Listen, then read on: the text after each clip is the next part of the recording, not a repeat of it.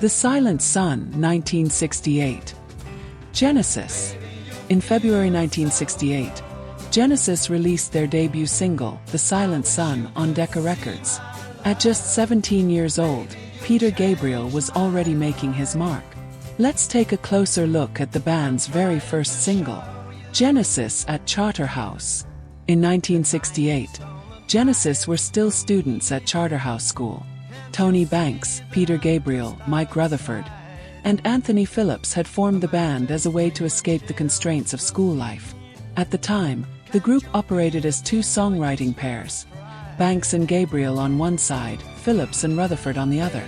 While still at school, they recorded demos and sent them to Jonathan King, a former Charterhouse student who had found success as a musician and producer. His best-known hit being Everyone's Gone to the Moon.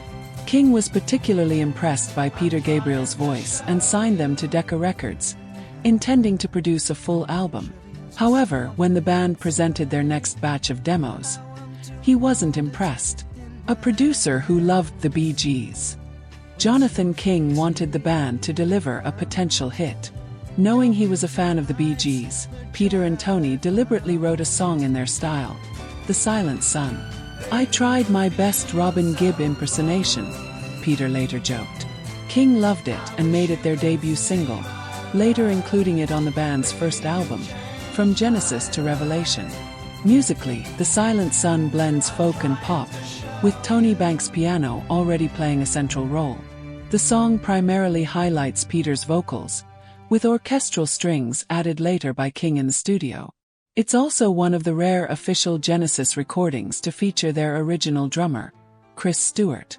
"We had been drilled by Jonathan King to write short pop songs, which I resisted," Anthony Phillips recalled. "I didn't like The Silent Sun at all." He later reflected that it was probably for the best that the song wasn't a hit. If it had been successful, the band would never have developed its proper style. Tony Banks, however, believed it had the potential to be a great hit. For Peter Gabriel, seeing the name Genesis in Record Mirror was a career-defining moment, while Mike Rutherford fondly remembers the thrill of hearing The Silent Sun on the radio for the first time in Anthony Phillips' kitchen. Reviews and reception. Upon release, the Decca catalog described The Silent Sun as quietly attractive.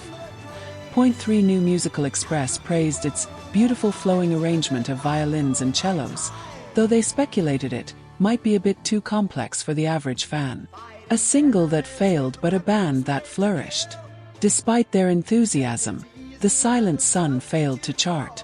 The accompanying album, From Genesis to Revelation, was also a commercial failure. Eventually, Genesis parted ways with Jonathan King, allowing them to explore a more adventurous and distinctive musical direction. As the band gained fame, King repeatedly re-released these early recordings in various formats, capitalizing on Genesis' later success.